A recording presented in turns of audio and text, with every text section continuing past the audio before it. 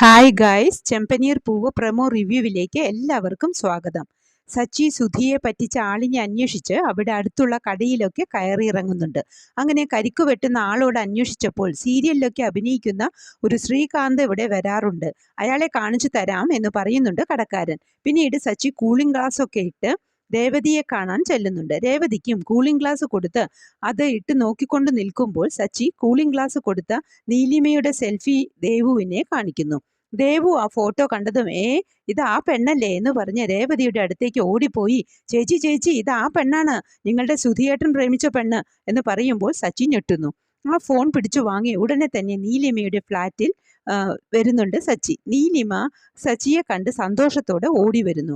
സച്ചിയാണെങ്കിലോ ദേഷ്യത്തിൽ തന്നെയാണ് നീലിമയെ നോക്കുന്നത്. ഇനി നമ്മുടെ ശ്രുതിയുടെ കഷ്ടകാലം തുടങ്ങാറായി എന്ന് തോന്നുന്നു.